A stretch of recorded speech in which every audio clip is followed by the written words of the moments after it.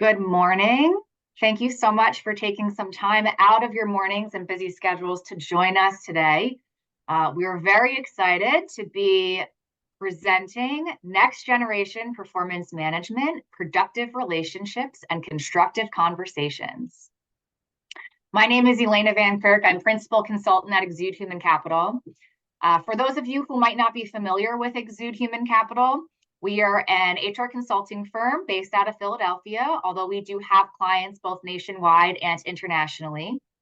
We have three primary practice areas: human resources, diversity, equity, inclusion, and belonging, and leadership development, and believe that all of our work is really done through the intersection of those three segments, as all three are critically important to be successful and drive inclusive cultures across organizations. I'm very pleased today to be co-presenting with my partner, thought leader, Romaine Jones-Wise. Ro, do you want to introduce yourself? Sure. Good morning, everyone. Welcome to the webinar. My name is Romaine Jones-Wise. I am a senior consultant with Exude Human Capital and do a lot of work at the intersectionality of HR, DEIB, and leadership and development with a lot of our clients. So I'm very excited to have you with us this morning and look forward to healthy engagement. Great, thanks, Ro. A couple of just housekeeping items before we head into our agenda this morning. As a reminder, this session is being recorded. The link will be sent out following the conclusion of our webinar. We welcome you to submit any questions, comments into the chat, and we'll respond to them as we can. There will also be an opportunity for you to share any questions at the end of the session, and we'll discuss them as they come in. All right. Our agenda for this morning is really an understanding of current state when it comes to the role in performance management. We're going to talk quite a bit about trust and influence in relationships as well as in performance. Talking a little bit about how do we shift performance management to really be able to enhance trust, rebuild, repair, and lean into constructive conversations. And we're going to walk through a model of what constructive conversations can really look like in a way that's tangible, and you'll be able to take with you following today's session. And then, as always, at Exude Human Capital, we're going to leave you with 5 takeaway tips following our session. So to get started, again, a little bit of a high-level overview of really where we are from today's workplace when it comes to both relationships and performance. What's interesting is that 90% of performance management happens in those daily interactions between employees and managers. It's all of the conversations, both task-related, project-related, as well as performance and development-related, all of those daily conversations that really lead into what influences performance. And yet we spend so much time and energy focusing on the 10% that's formalized in the process as part of an annual review or a check-in or whatever that process looks like for you. And I think as HR professionals, it's really hard to understand, how do we shift that model? How do we help move that needle? Many of us, 77%, believe that we're not doing the best job that we could do at making sure that performance reviews do accurately reflect employee contributions. But how do we make that shift? And some of the research that we've done in looking at some studies at a Harvard Business Review, we noticed that high trust companies tend to have much higher levels of productivity and engagement, lower stress, less burnout. There's more productivity, there's more going on in high trust companies. And so how do we then figure out how to build trust across our organizations to have some of those same benefits? And the other thing that, we know this, and what's interesting is Bristol Myers Squibb surveyed over 24,000 of their employees following a performance management redesign, and really found that 99% of employees said that they wanted feedback from colleagues, and that really helped improve their performance. 88% of employees and 97% of managers said that one-on-one conversations were driving the biggest impact. And so relationships are really at the heart of being able to have those conversations and make them meaningful. And we can't have meaningful conversations like that without trust. And so that's where we're going to start today.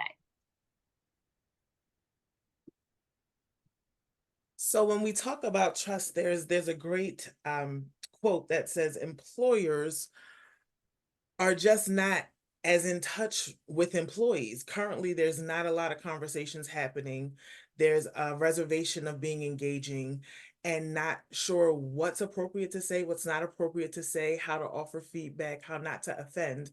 But there's a great way to look at trust and how we define it, how we develop it, and kind of a pathway to create new and rebuild trust. So let's look at the definition of what trust is right now.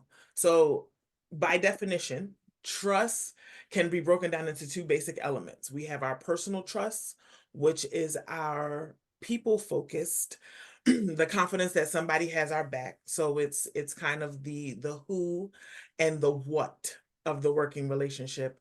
And then we have the operational trust, which is more task focused, and it's the confidence that people are going to get their work done. So when we look at personal trust and operational trust, there is this need to understand how to develop this. You know, operational trust can happen kind of in a one-on-one scenario. Just because someone does something really, really well on one project doesn't mean they're necessarily going to do it again on that second project. So we want to make sure that we're continuing to have those conversations and understand what the support looks like in terms of operational trust and being people centric. Elena, is there anything that you wanted to contribute to the definition of trust? Yes, I also think that I love that we have to look at them through both lenses because you can have one and not the other, regardless of which side of a relationship you sit on. I can have operational trust, but that does not necessarily translate to personal trust. And I think, especially if you think about it in a work environment, that personal trust comes into, do you understand me as a person versus do you understand me as a worker? And we also always have to remember that trust is bi-directional. We have to be able to be trustful in order to be trusted. That is true. Very true. So there are two pathways to develop trust. Building new trust or with new relationships, this is really taking time to engage and get to know an individual, their working style, what their nuances are, their communication preferences, even understanding some of their past workplace trauma. And in that conversation, there's a lot of vulnerability that needs to happen because there are things that have happened to us in our work experiences that kind of trigger how we engage, how we connect with colleagues, leadership, and we want to make sure that we're having those transparent conversations and establishing a rapport to do that.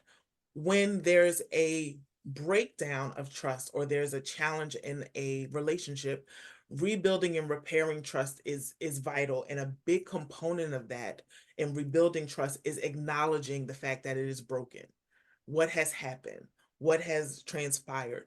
Also, a big component is expressing remorse and a commitment to rebuild and move forward. A lot of times, when we steer clear of these conversations, we hinder the productivity on our teams and with our colleagues because we're not willing or are uncomfortable having those conversations. But the heart of the relationship is being able to engage and converse and establish a new path forward. I love that, Ro. And I think too, what one of the biggest words that we hear all the time across our clients is how do we build accountability? How do we demonstrate accountability? How do we hold other people to be accountable? And I think about rebuilding trust, that plays such a huge role in that interest of accountability to be able to say, I made a misstep here. I'm holding myself accountable to that and committing to help move forward. I think if a true demonstration of accountability is that it is taking a step back taking time to acknowledge and putting a focus on repairing moving forward. Agreed. I agree. A lot of times when we look at trust, there's always this power dynamic that comes into play. And when we think about the power dynamic, it can come by way of positional power, which is someone's title, their level in an organization, their tenure. It can also come by way of influential power. This is where people are more inclined to kind of lead based on how people trust them. Trust and influence go hand in hand. So when you think about influential power, it may not be tied to a role or a level in the organization. It just may be the way people connect with an individual, and they're able to kind of, you know, bring people into an idea or a project or a new initiative just by the way that they engage and the relationships that they have built within the organization. So positional power is usually directly correlated to a person's role, where influential power is directly correlated to the person's relationship building.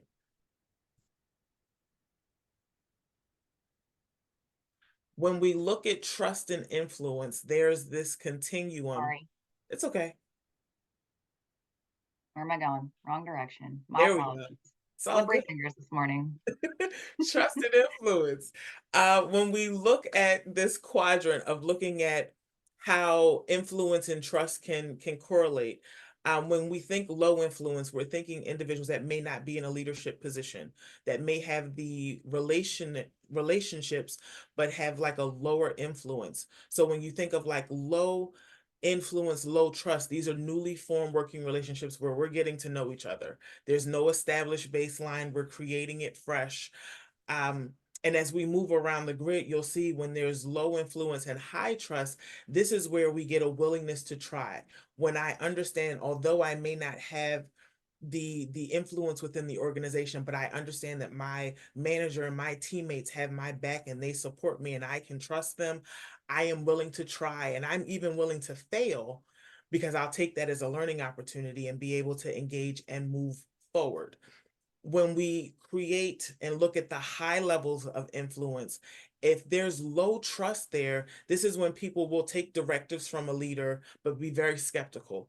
Or even vice versa, where a leader will assign a task or a project, but are very unsure if people have other agendas or other motives. So they're very leery of how they're moving and what they're saying. Sometimes this will cause us to hoard information, to not fully share or be transparent, which can impact how we engage in productivity and team morale. But the ultimate goal is to get to this high influence, high trust. This is where your team is going to value your guidance and recommendation. It's going to be well received. It's going to create that bi-directional conversation and relationship where everybody's going to get what they need to succeed in their individual roles. So the goal is for us to establish a high trust, high influence relationships that are not predicated on positional power. Any thoughts What on that, Elena? Well, what's so interesting, I love this, and I think it helps highlight what we see in a way that now we understand, how do we dig in and try to make improvement here. One of the things that I think we've seen across clients, if you look at that low trust category, Mhm.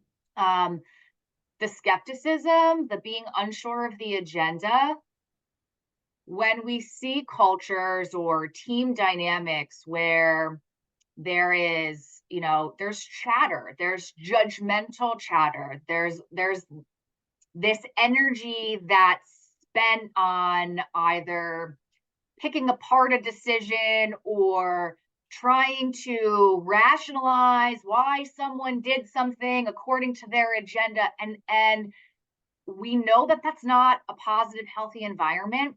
And I think we can recognize it when it's happening because so much energy goes into those teams that, I mean, there is something there and they're trying to figure out what it is. And I think we recognize it when it's happening, right? That kind of criticism, that judgment, um, as they're trying to navigate a relationship. But I don't think we've ever been able to look at it and say, oh, this is a low trust situation. Mhm. And that's something we can improve on. Now Yes. that we know that when we have that dynamic, that skepticism, um, what is their ulterior motive here? We can support that. We can recognize that as an opportunity to improve trust and put dedicated support and resources into that team. And just imagine what could happen if we could redirect all of that energy into positive progress. Indeed. Indeed.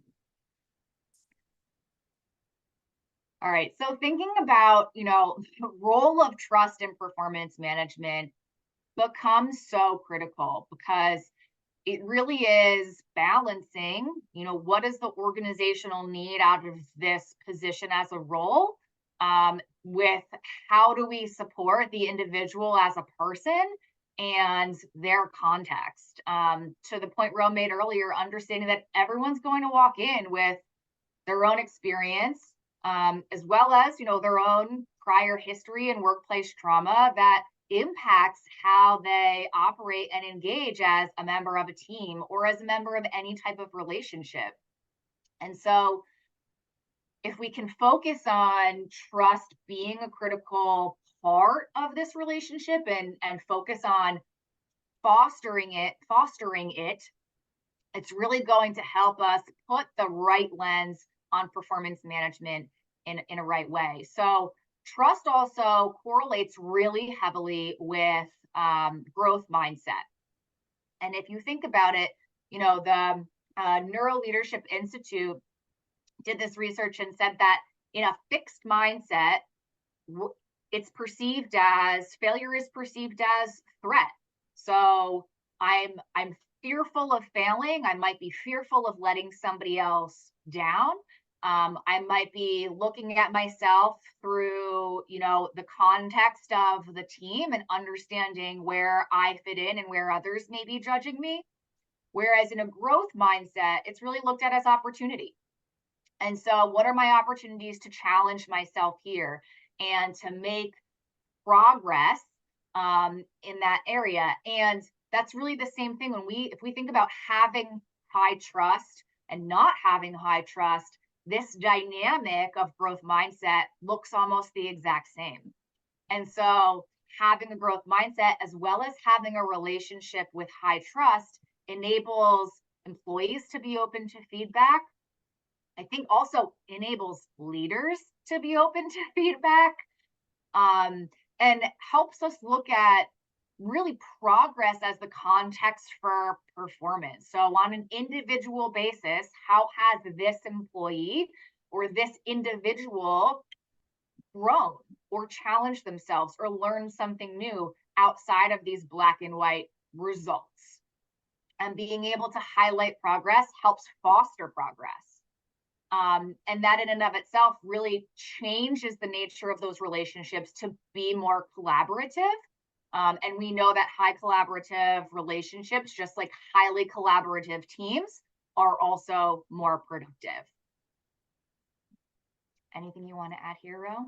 Just the fact that when we look at the growth mindset, there is this ability to create trajectory for success, which is going to directly impact how people work, retaining talent, supporting individuals the way they need to be supported, but making sure that those relationships are fully transparent and understanding that there's no harm coming by way of feedback.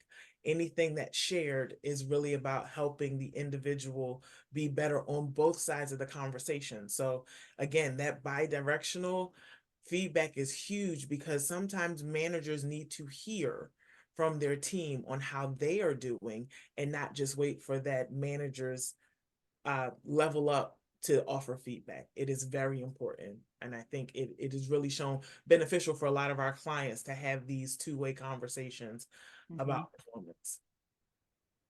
Absolutely.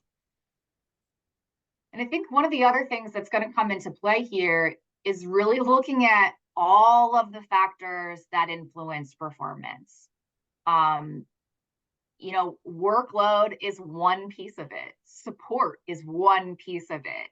Knowledge and training. Do I have the skills and or support to be successful in what's being assigned to me, or to engage in the way that I need to be able to engage to be successful with this project, this task, this team? Time management is also critical. Priorities and boundaries. And to me, that's such a highly collaborative opportunity that really requires trust to be successful in realigning priorities as dynamic needs change across a team or clients, or whatever that case might be, and also being comfortable setting boundaries. And I think being comfortable setting boundaries really only happens when you have trust. Mhm. Recognition is another huge driver of performance. And I think we also sometimes forget about these external factors. Um, COVID was a great one. Not all teams responded or acknowledged to some of the shifting dynamics of that environment. I think external factors could also be, having a really difficult client, a really difficult customer, having somebody whose needs really don't align with the workload. And oftentimes, in more traditional performance management structures, the employee is really the one who's centrally responsible for managing all of these factors and all of these dynamics in order to perform. That the manager is assessing performance, but that the employee oftentimes is the one really responsible for managing that in order to have quantifiable performance. One key example of this is my personal least favorite management phrase, which is, let me know what I can do to help. And I think for most employees, if I knew what I needed help with, I would be able to ask. Now, not necessarily if there's no trust, but even if there's minor trust, I should be able to ask if I know what I need. But I don't necessarily know what I need. And so I'm looking to you as the leader to help me figure out what is the right type of support um, to be able to move forward and be successful. And so, in order for that to happen, this whole dynamic has to change.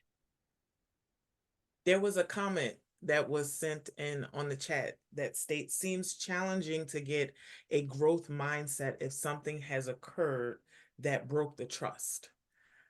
And that is very true.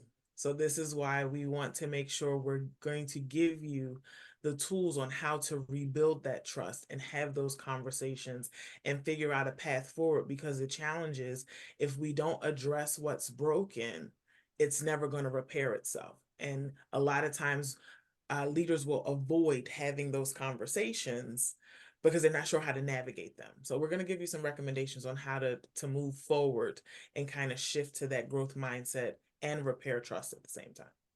Mhm. Great comment.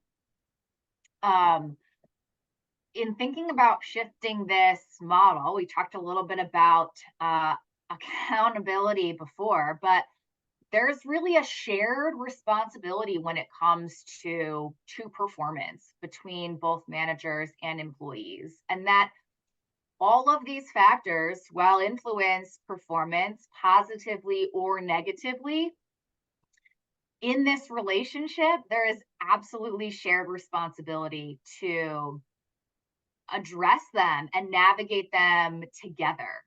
And so, to me, this is really successful when you can look at performance in from a mutual problem solving perspective.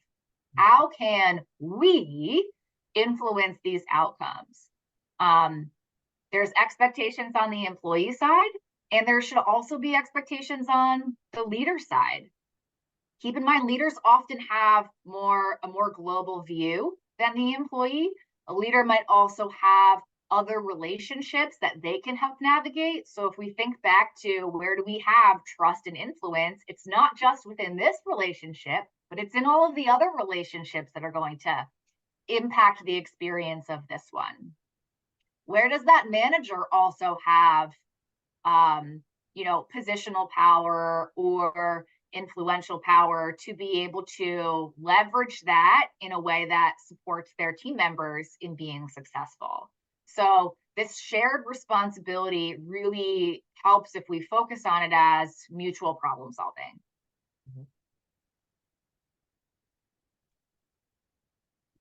One of the other things that's an interesting dynamic that we really want to call out in thinking about the role of trust and performance management is also understanding the role of bias in performance management.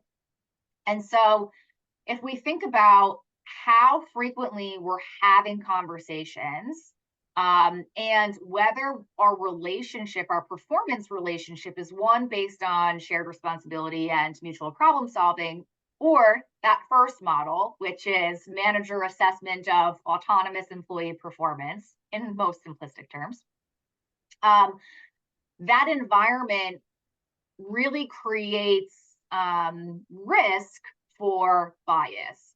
And if we think about it, first impressions and initial assessments can be unintentionally anchored in bias. And so if we have a new employee coming into an organization or a new employee coming into a team, those first impressions or that initial assessment might be a reflection of bias. And so if we are not continuing to engage in that same assessment and override that same impression over time, we're not taking advantage of that opportunity to override the bias as well. And so the more frequently we can have conversations, the more that we learn about each of our team members as a whole person with the context to their experience, and the more that we can build trust with them on their role in the team and how they want to grow and how we can support them in that, all of those conversations, the more frequent they are, will erode that bias from that initial first impression, from that initial assessment.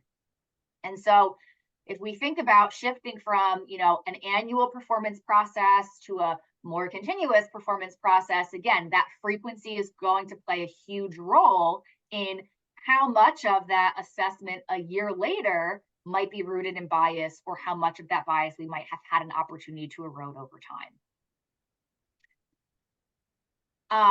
The other thing with frequency, when we think about frequency of performance conversations and trust, is also that it's absolutely impossible to capture the context of an entire year with a single conversation. All of the successes, all of the learning opportunities, all of the progress and growth, all of the things that, might have just been tricky things to navigate, but were skilled or supported the organization in some way, shape, or form. All of the nuance to what we do in a role over a week, a month, a year is extremely challenging to be captured comprehensively at one single point in time. And when we think about it, by the time we get to the end of that year with all of the dynamics and all of the experiences that took place, the probability that employees and managers will have experienced them differently is high. And so they're going to remember them differently. And especially for a manager is not necessarily going to remember all of the high points or all of the challenges experienced by every member of their team in the detail in the way that their team members experience them. So think about what that difference is. And by the end of the year, I think we end up risking our trust in that evaluation if I don't feel like you really have the full context and nuance to what this entire year was for me. And so the more we can have more frequent, high trust performance conversations, we're increasing the validity of making sure that we're representing those employee experiences, as well as being able to, co-problem solve and share responsibility in moving from one milestone to the next. Anything you want to add here, Ro? There's also the component of having these frequent conversations that is going to help a lot of organizations who are on this journey of transforming their work cultures. Because what's going to happen is if you're giving feedback in real time, when an employee is modeling a behavior that is in alignment to your culture, you're going to highlight that, and it is going to really show them and reinforce what model behavior looks like in terms of inclusive culture. And it's going to allow for them to really champion that conversation. And in the frequency, you're not only transforming the culture, but you're also meeting that employee where they are. It's literally kind of giving that support level that is specific to that individual versus doing the same thing across the board for everybody. So this is giving equitable support to make sure every individual has what they need. I see a great question in the chat. Getting pushback at shifting to more frequent conversations, especially from supervisors and managers, which I think is really common. And I want to circle back to the very beginning for a second, because 90% of performance management happens in the conversations. 10% is in the documentation. So one of the things that we've worked with a lot of clients to do here is, how do we encourage the right conversations at more frequent intervals? Because a lot of the conversations are happening. How do we shift those conversations to be the right conversations? And how do we keep the HR checks and balances light touch? I think a lot of times when people are used to an annual or a quarterly, something that's a high documentation process, which it might be because we're trying to capture a comprehensive time frame. When we then say, hey, we're going to do this more often, people are like, but that's so much work for me. And it doesn't have to be. We can shift the dynamic, because remember, capturing a conversation versus capturing a year, those documentation needs are going to be very different. And so there's a lot of flexibility in what that model looks like to be able to make that shift in a way where we can hold people accountable to make sure that it's happening without, compounding administrative burden at the same time. Let's take a little bit of a look of what this might look like. So if you're trying to transition or interested in transitioning toward more of a feedback model, this might help. Again, that annual, it's so hard to capture a full year of all of the nuance and context to employee performance. It also limits the opportunity to really focus on goals, and for goals to be meaningful, whether they're cascading goals organizationally that are heavily metrics driven, or whether they're developmental or stretch goals. When we have an annual performance review, what tends to happen is that the performance piece that's happening in conversations is primarily task oriented. It's primarily operational. It's primarily project focused. It's not really performance or development focused. And again, when we're going backwards, objectivity is really difficult, and historical reviews don't tend to have a significant impact on future performance. So we don't often recommend organizations to do a 180 on this all the way around, but you can start to make shifts to shift into more of a periodic model, having clear expectations that can be adjusted. They're flexible enough to adjust to external factors. We're looking at goals quarterly in addition to yearly. If we're bringing them back up and having conversations at them, the chance that we're going to achieve them is significantly higher than if we're looking at them once a year. We also want to start to think about feedback and layering in coaching. So having more frequent feedback on performance, and also having a coaching model where we're starting to think through what does different look like, what's working, what's not working, how do we start to move forward. Again, you're starting to shift to that future trajectory of actually impacting performance. And if we can get to a point where, again, those reviews are still happening, we might still be in a documentation phase until we've really developed the skills to be able to remove some of that documentation. Doing it over shorter periods allows us to focus more on the context of a quarter versus trying to fit the context of a year into evaluation. And over time, again, we have to have the skills. Our leaders have to be comfortable and confident. We're going to talk about what this looks like in a little bit to be able to do this. But when we can get there, we have an opportunity to really be in more of a continuous feedback model. And we have to teach them how to get there. But that evolution, expectations and support, fluid and clear. Weekly basis, what can I take off your plate? This is good. Let's prioritize this. It really is, a shifting fluid dynamic of, how do we make the next week, month work, and how do I support you there? Goals are reviewed even more frequently so that they can be adjusted as needed too. Feedback and coaching, at least monthly. Think about multiple sources. Again, we want to be able to reduce bias and increase equity. So having multiple sources share their own experiences or provide supplemental coaching is really going to help foster that future trajectory of performance improvement.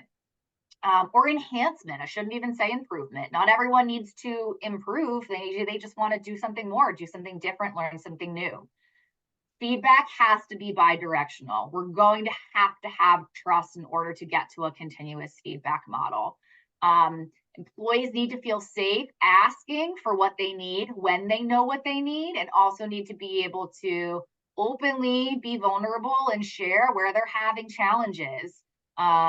Or where some of the existing either management style or structure isn't necessarily aligned to the way that they're motivated or the way that they work.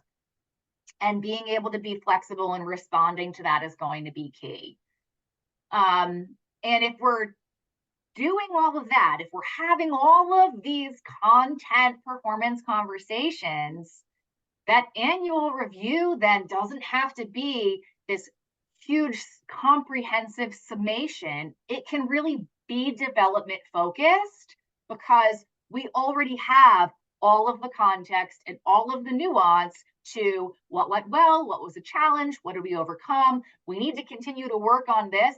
By the time we get to that annual review, if we have more feedback going on throughout the year, any employee should know exactly what's going to be on there, because it's the same conversation we've been having every month or every quarter.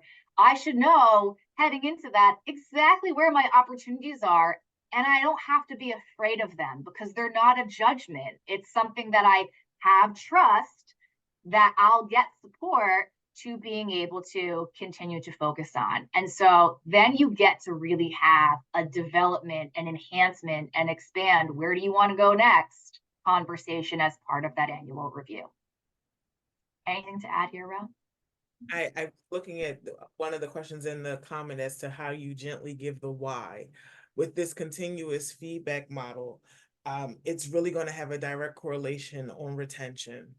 It's going to ensure that the productivity time that managers are giving to their team members are around the behaviors they want to see, the actions they want to see, the work that they want to see. And it's going to afford time for enhanced skill upskilling. It's going to create opportunities to really retain some of your best talent within the organization. So think about all the time you spend recruiting new talent and trying to get someone up to speed. If you adopt this continuous feedback model, build the trust, build the relationships, there's going to be a direct correlation in how much you retain talent within the organizations. Mm-hmm. I don't think you would find a manager who says, I don't want a high performing team. And think about it this way. Do you get better results claiming or stating a New Year's resolution or building a routine? It takes 66 days for a behavior to become routine. How many days per year do we spend talking about performance? Good point. The power of yet. The power of yet. One of my favorite words when we talk about performance. When we talk about growth mindset and we're establishing paths forward and development plans, a lot of times managers may get stuck on something that an employee cannot do. So we want to kind of put a comma in a yet. Such and such is not able to develop a strategic plan yet. So we want to harness the power of yet because everything is an opportunity to grow and develop. And I think when we look at growth mindset and we can build that trust in those relationships and try to make everything developmental, the power of yet is directly going to impact how we view performance and skills and knowledge and ability. Absolutely. And I think leaders, and especially newer leaders, might not feel very comfortable in understanding how to develop someone. And so the power of yet is a really great tool to be able to use in any conversation. So whenever an employee is sharing that they can't, or they don't think that they can, or this is hard, right? Any of those self-limiting comments that might come up in a performance conversation or in any, even a workload or a task-based conversation. This is your opportunity as a leader to use the power of yet and say, right now, maybe you can't, but this is something that I can help you work on. So as a leader, you don't necessarily have to do all of the prescribing of what somebody needs. But if we're listening, we might be able to hear some of those self-limiting comments and be able to identify, okay, this is an area, I hear you, right? You feel like you can't do that yet. This is an opportunity for me to find support for you in that.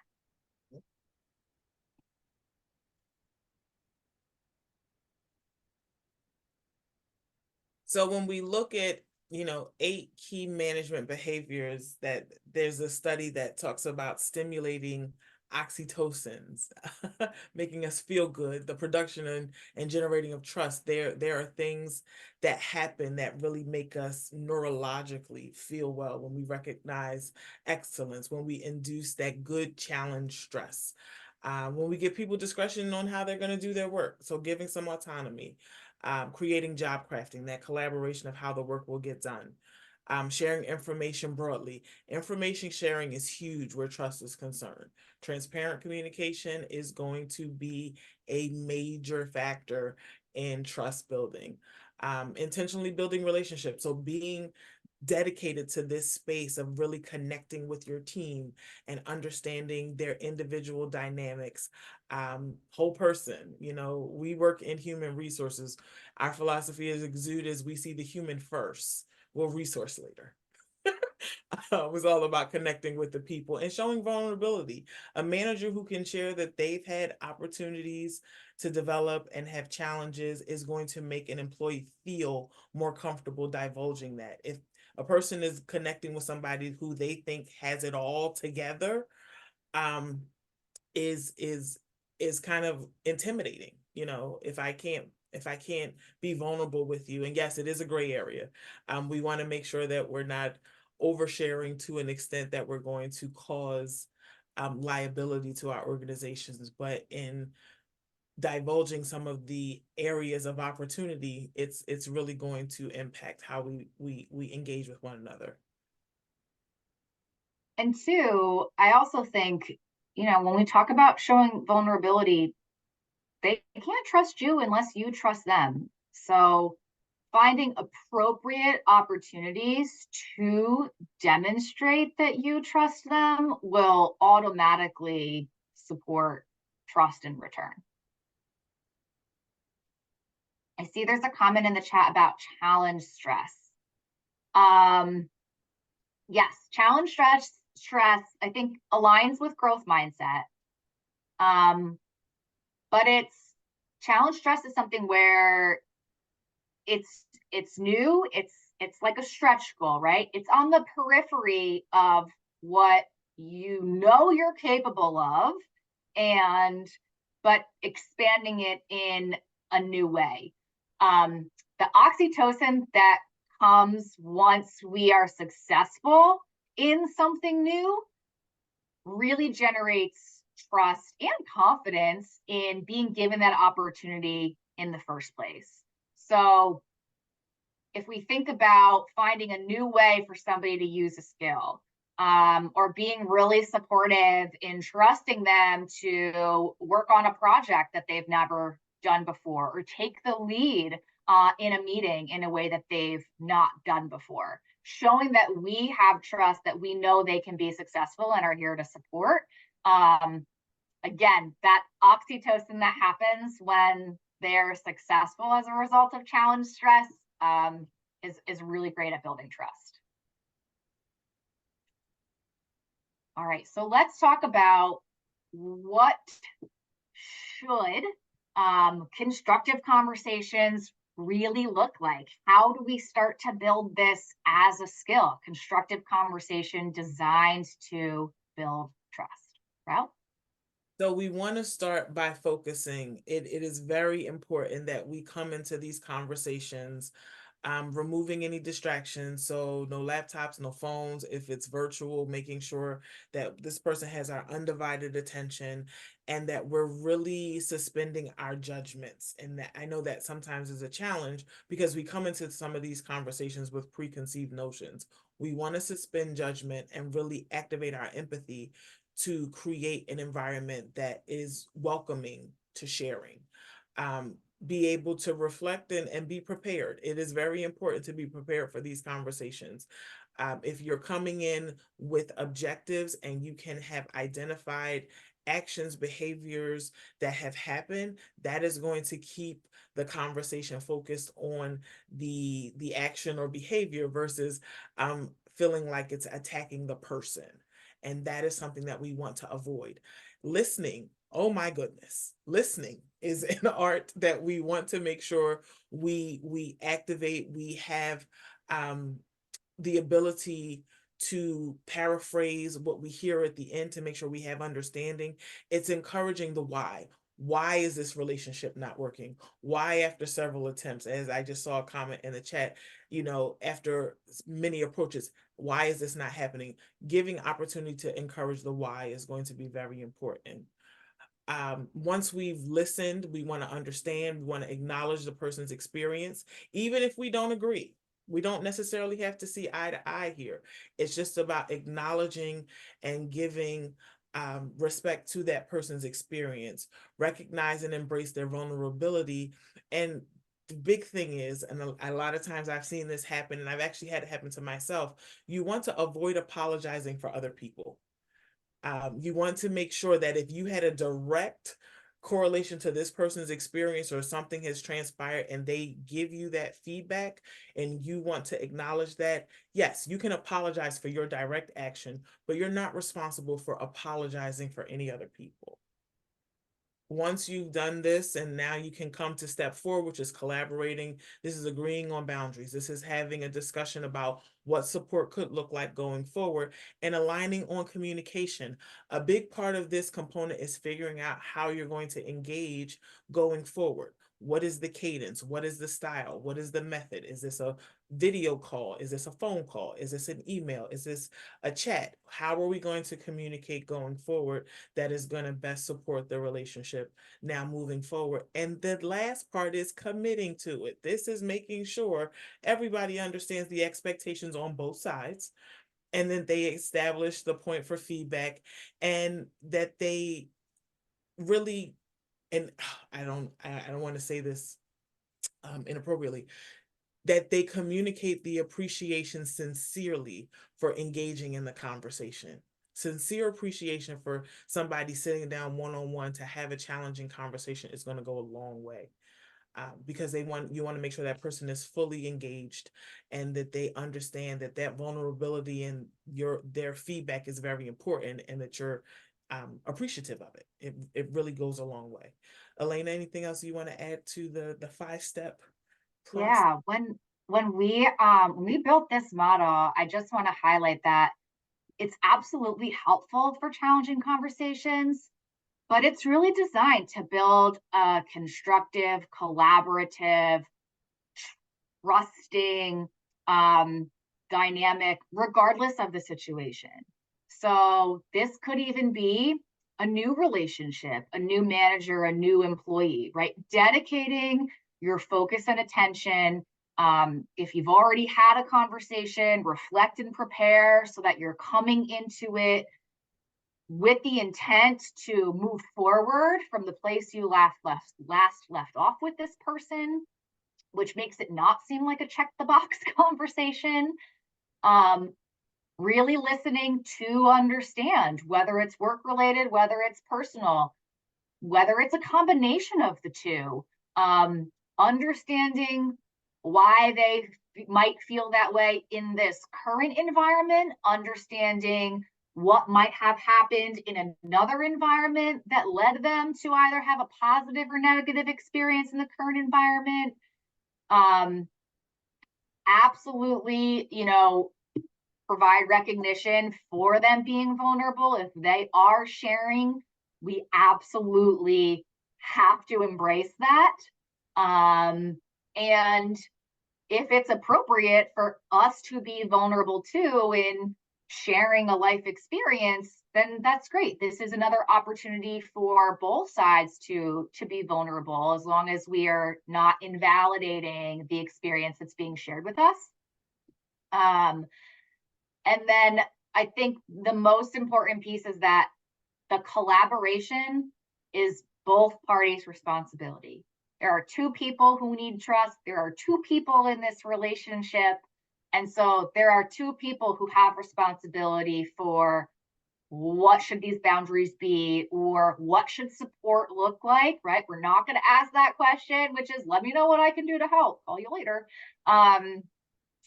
We're going to really focus together on what is the best dynamic for us moving forward. And then we're both going to walk away with our own commitments. So again, I just wanted to kind of reframe this as these steps are highly effective, whether it's a new relationship, an ongoing, healthy, high trust relationship, or a challenging conversation that needs to be had. The steps work regardless. But let's talk a little bit about the tricky ones.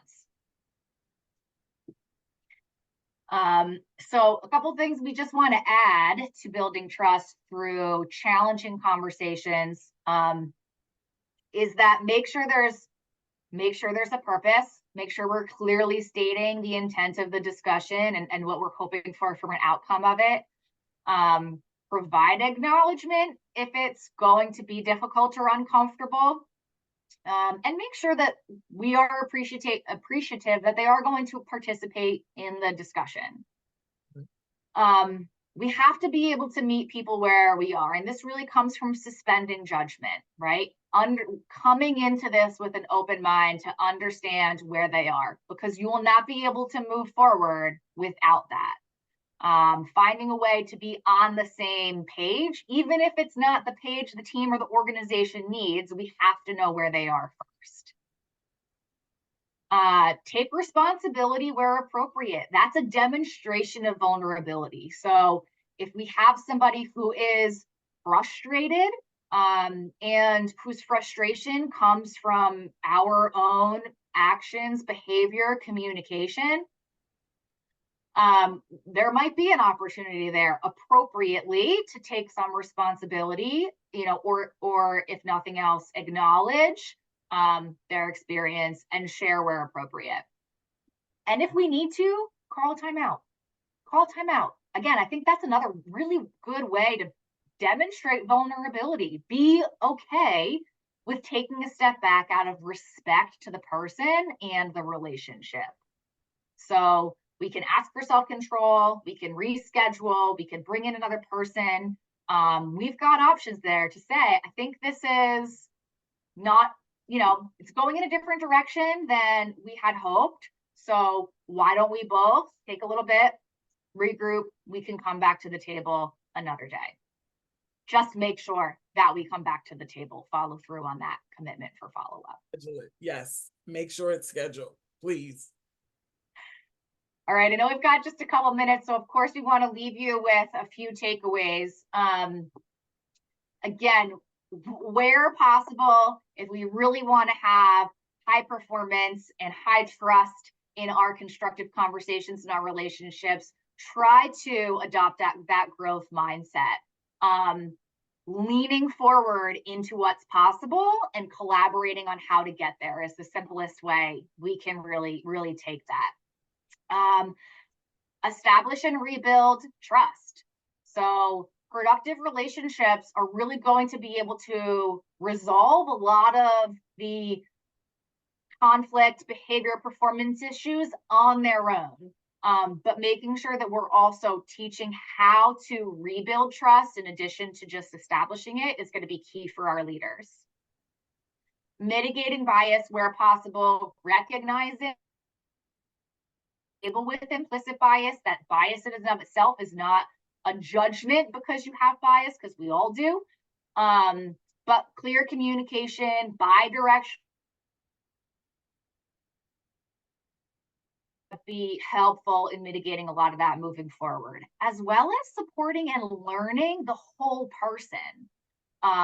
Understanding where they come from, supporting their own individual trajectory towards success is going to be key. And all of this will help to foster belonging. So productive relationships rooted in trust are going to bring out the best in your individuals, as well as the best for having a supportive and inclusive culture. Ro, anything you want to close with? I just wanted to answer the question that popped up in the Q&A. It says, what does asking for self-control look like? And I would answer that by stating whatever the rules of engagement for the conversation, if there is someone deviating from what the established protocol is, being respectful, making sure that, there's no harm coming to the other individuals, that is self-control. If we're deviating from that, it's just kind of reintroducing and reinforcing the rules of engagement for the conversation. We want to make sure that that happens. Any other questions coming in? I don't think so. I think you touched on everything. I think this was an amazing conversation.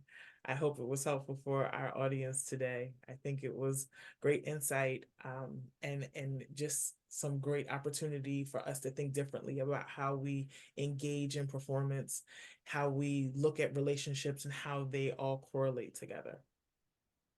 Absolutely. Building trust is a skill. So we have to support those and understanding how to do it and how to navigate it. But it's been our pleasure to share all of this with you today. We hope you'll join us next time. Thanks. Everyone.